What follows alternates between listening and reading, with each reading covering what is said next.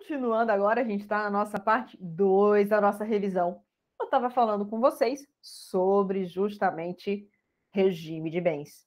Sobre regime de bens ainda, além lá daquelas questões referentes à comunhão, né, parcial, é interessante só você se atentar também nesse aspecto, né, de doação. Lembre-se lá da legítima, todos aqueles pontos são super cruciais para você. E se ultrapassar a legítima, se eu estiver doando, por exemplo, para um filho, não preciso da anuência dos outros, não preciso de anuência de cônjuge, mas eu preciso respeitar a legítima dos outros. E aí, se eu dou e eu não digo nada, eu tô regra fazendo o quê? Eu tô regra utilizando, saindo ali como adiantamento de herança, tá? Como adiantamento de legítima. Mas, Lu, eu não posso ter herança de pessoa viva. Não. É porque quando chegar lá na frente, eu vou calcular, inclusive com base nisso, tá? Além de que naquele dia eu tinha que respeitar ali, né, o que seria da legítima dos outros. Tá, mas e se por acaso, né, eu quiser que seja da minha parte disponível? Aí você vai precisar botar lá expressamente que é daquela sua parte disponível que está saindo. Além disso, tá? Você não vai precisar da outorga do cônjuge quando você pensa numa compra e venda, quando você tiver o regime da separação obrigatória de bens. Lembre-se que a separação obrigatória de bens é para aquelas pessoas maiores de 70 anos de idade e também para aqueles que precisem do suprimento judicial para casar. Já pensa logo de cara em alguém que tem 16 anos, é relativamente incapaz, então, para casar, ele vai precisar ali da anuência dos seus pais, está lá tudo previsto. A idade mínima para casar é a idade núbio, 16 anos. Então, assim, se tem 16, tá show, bora-se embora, segue o baile. Só que vai precisar da anuência dos pais. Se os pais não aceitam que ele case, ele vai precisar que o juiz faça aí esse suprimento. E aí, ele vai precisar do suprimento judicial para casar. Necessariamente vai ter que adotar o regime da separação que diga obrigatória de bens.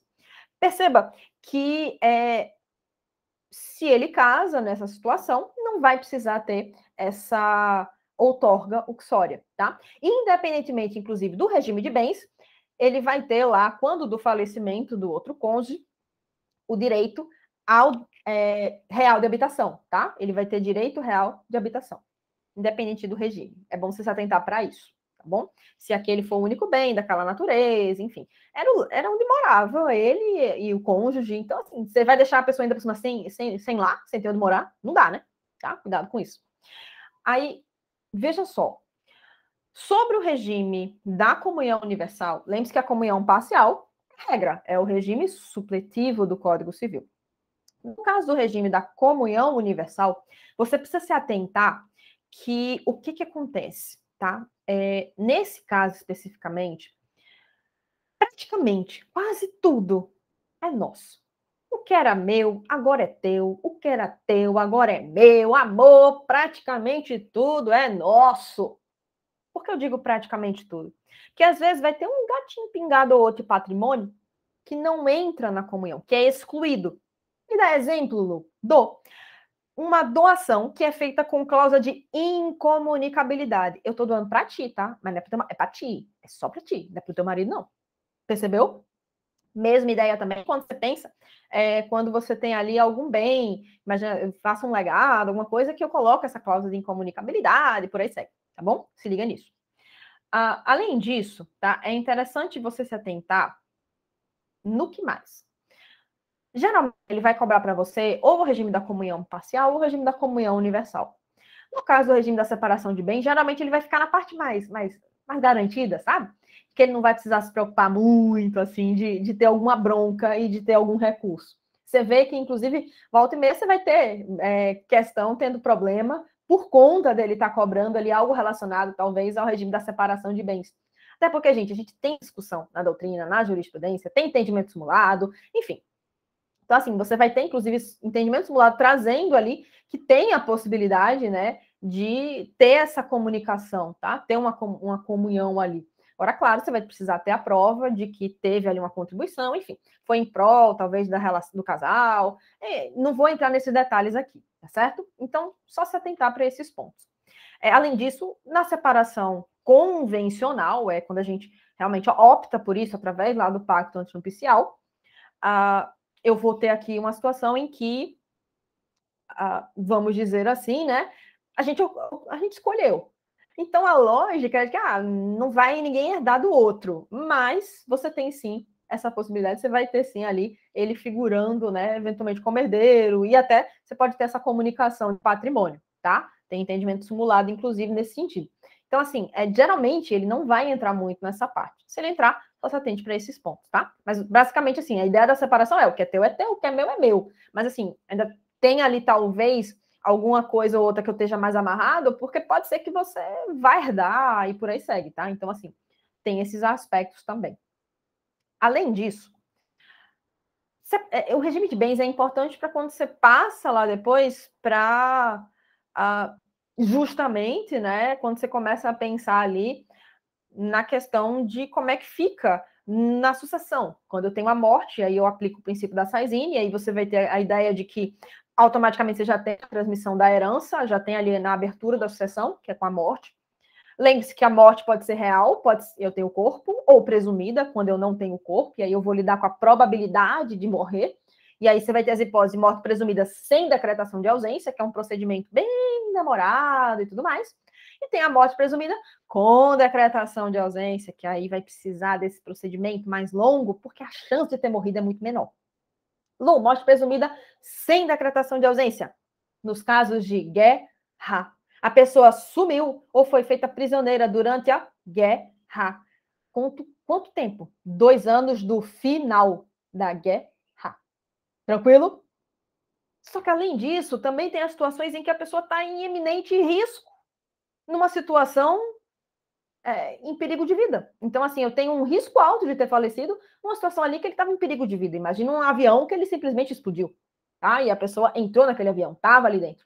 Nas buscas, encerradas as buscas, não se encontrou aquela pessoa. E agora, Lu? E agora que, assim, né? Morte presumida, sem decretação de ausência. No caso da ausência, eu vou ter a pessoa, por exemplo, que sumiu. Do nada, sumido. O sumido. A primeira coisa que eu preciso fazer, e não tem prazo, viu? Sumiu, já posso entrar com a ausência, iniciar esse procedimento. Claro que na prática, por vezes, as pessoas vão esperar, mas assim, não tem esse prazo de ter que esperar tanto tempo, tá? Sumiu, já posso ir. Aí o que acontece? Eu tenho ao todo 3 fases na ausência. E aí eu quero falar com vocês da primeira fase. Se ele não deixa representante, se não tem alguém ali cuidando do patrimônio dele, 1 ano que vai durar essa fase. Se ele deixa, 3. Nessa primeira fase, eu vou ter a curadoria provisória. Eu vou precisar de alguém para cuidar do patrimônio, o chamado curador provisório. Mas veja, eu vou ver, tá, o cara tá sumido. O juiz vai declarar esse sumiço dele, tá ausente. Além disso, o juiz vai dizer, tá, qual é o patrimônio que eu tenho aqui? Vou fazer aqui a arrecadação dos bens do ausente. E aí eu vou ter alguém que vai cuidar desse patrimônio, que é o chamado curador provisório. Passado o período de duração da curadoria provisória, eu passo para a segunda fase, que é a sucessão provisória. Eu vou agora adiantar o babado, porque a sucessão demora. Tanto para a sucessão provisória quanto para a sucessão definitiva, você vai ter um prazo aí a ser observado de 10 anos. Todos esses prazos, tá? Especialmente aqui, ele gosta muito de cobrar isso na sucessão provisória e na sucessão definitiva. Eles contam do trânsito em julgado da sentença ali de abertura daquela fase de sucessão provisória. Do trânsito em julgado daquela sentença de abertura da sucessão definitiva. Na sucessão provisória, a gente está com a seguinte ideia, o cara ainda está sumido. Então, o juiz vai dizer, o cara continua sumido. O juiz vai trazer aqui, está ausente. Por ele estar ausente, a gente vai adiantar um babado e vai agora sim, já temos os bens, vamos partilhar. E aí, vamos emitir os herdeiros na posse. Os herdeiros vão passar a ter a posse ali do patrimônio. Mas o patrimônio é de quem? É do sumido. Até aqui eu não tenho morto, tá? Ainda não tenho aqui falando no procedimento em morto. Eu tenho o sumido. E por isso que eu estou continuando esse procedimento até chegar eventualmente no caso de ter a figura do morto. Aí veja só. Quando eu estou aqui nessa segunda fase, essa emissão na posse, né, por parte dos herdeiros, vai depender de se faz parte do CAD, com os ascendentes e descendentes, os herdeiros necessários, ou não. Se faz parte do CAD, emite na posse, independentemente de garantia de caução. Se não faz parte do CAD, aí tem que prestar garantia, caução, para ser emitido na posse. Lu, e os frutos? Imagina que tem uma fazenda, e essa fazenda talvez dá frutos ali. Imagina que tem ali o aluguel de um dado apartamento, enfim. E agora, esses frutos vão para quem? O CAD é deles. Se for qualquer outro, metade ele tem que guardar e aí tem que fazer render justamente, porque vai que o sumido reaparece. A ideia do CAD, meu povo, é porque o CAD são os herdeiros necessários. Então, assim, independentemente, tinha que ir para eles. Eles têm que receber ali, porque eles são herdeiros necessários. Quem não CAD pode ser um credor, por exemplo. Lu, pode ser que seja até alguém que seja legatário, por aí segue. Lu, me diz uma coisa. Se por acaso eu estiver aqui, né, pensando, tá, passou esses 10 anos. Se o morto? Não. Se o sumido, porque eu ainda estou na segunda fase, lembra? Se o sumido reaparecer na primeira ou na segunda, e agora? Não está morto ainda, então os bens são dele. Inclusive, você não vai ter venda de patrimônio, alienação de patrimônio, sem ter autorização do magistrado, e sem ser algo que realmente assim faça sentido. Imagina que ou eu alieno e transformo talvez aquele bem em dinheiro, ou então vai perder valor, vai se desgastar, vai até talvez dar perda total, tá? Então você vai ter essas situações. Voltou? Show de bola, tá tranquilo, ainda não tem morto. Mas quando passa esse prazo de 10 anos do trânsito em julgado da sentença de abertura da sucessão provisória, eu passo ali a terceira fase, que é a sucessão definitiva. Nessa sucessão definitiva, eu passo aqui, tá? Se liga, a ter a seguinte questão para observar. Agora eu tenho morto. Agora eu vou ter a morte presumida com decretação de ausência. Lembra que eu precisei passar por esse procedimento todo? E agora, qual é a data da morte? O juiz vai dizer. Foi lá, ó, lá atrás, quando ele sumiu. Percebeu que é uma morte presumida, eu não tenho corpo. Ô, Lu, e agora? Agora eu tenho morto, não tenho? Agora eu tenho a propriedade que é transmitida para os herdeiros. Os herdeiros podem chegar e vender o patrimônio? Pode. Aí imagina que o cara, que eu recebi uma casa ali como herança, justamente, né? Nessa terceira fase aí, chegou, o patrimônio é meu. Ela, a casa, digamos, valesse 1 milhão, e aí eu tô precisando de dinheiro, vendo por 500 mil. E agora? O morto reaparece dentro de 10 anos do trânsito em julgado dessa sentença de abertura da sucessão definitiva. Voltou. Faltando um dia para acabar o prazo. Aí o aluno às vezes pensa, rapaz, antes era, respire, não vá fazer algo que você vai se arrepender depois, que você pode até acabar na cadeia, inclusive ser excluído da sucessão. Então, cuidado, cuidado. Então, assim, o que acontece? Nesse caso, ele vai reaver aquele patrimônio no estado em que estiver. Ou os subrogados em seu lugar. Então, assim, era 1 milhão que valia, mas eu vendi por 500, já era meu filho. Você vai receber só os 500. Percebeu? Então, você atenta nisso. Passado todo esse ponto, né? A gente começa, então, agora a falar com relação a alimentos. Se eu tenho parentes, eu tenho obrigação recíproca de prestar alimentos. Nesse caso aí dessa obrigação recíproca de prestar alimentos, eu vou ter aqui a seguinte situação. Se eu falo aqui, né, de, por exemplo, um pai e um filho, muitas vezes você pensa do filho para o pai, mas eu também posso ter do pai para o filho precisando. Agora, tendo aquele binômio, necessidade de quem pede, possibilidade de quem vai pagar. Lu, os pais não têm condição. Posso ir para os avós ou eu posso ir direto para os avós? Você tem que ver se os pais têm condição. Se eles não tiverem ou total ou parcial, aí eu passo para os avós. Súmula 596 do STJ vai me trazer esse caráter subsidiário. Primeiro, os pais. Se os pais não puderem, aí eu passo ali para os segundos sujeitos, vamos dizer assim, nessa ordem. E lembrando, tá? Parentesco vai até o 4º grau. Cônjuge ascendente descendente, colateral, até o 4º grau. Outro ponto também interessante é que os alimentos, gente, você não precisa esperar 3 meses para você ir em busca ali, né, de ter a prisão civil devedora de alimentos por aquela dívida. Não, bastou atrasar, meu filho, eu já posso ir. Você vai ver isso lá em processo civil, tá? Agora, 3 meses é o limite do que eu posso ir para trás cobrando. Porque senão ele perde, esse caráter alimentar, tá? Esse caráter até, assim, precisa para sobreviver. Perceba que quando eu começo a pensar com relação a esses aspectos, alimentos, ele tem prazo prescricional. Prazo prescricional, inclusive, de 2 anos. Eu tenho 1, 2, 3, 4, 5 10 são os prazos prescricionais. E aí, quando eu tenho essas situações, eu busco ali ter a condenação da outra parte, a cumprir, a pagar algo, tá? Então, pensa, por exemplo, para pagar alimentos. Para cobrar que ele cumpra ali com aquela dívida alimentícia, eu tenho até 2 anos para cobrar. Se não, prescreveu. Perceba que a outra parte, ela pode renunciar a essa prescrição. E a prescrição, ela sempre vai decorrer da lei. Já a decadência, que é a perda do direito potestativo em si, eu não tenho mais nenhum direito, meu filho. Quem dirá eu falar em cobrar alguma coisa de alguém? A decadência, que é o direito potestativo em si, aí, meu filho, o negócio é mais grave. E a decadência, ela pode ser na lei e pode ser também convencionada entre as partes. A prevista na lei não pode, de jeito nenhum, você abrir mão. Não pode. Não tem jeito, não tem saída. A prescrição, sim, porque só vai poder estar na lei mesmo.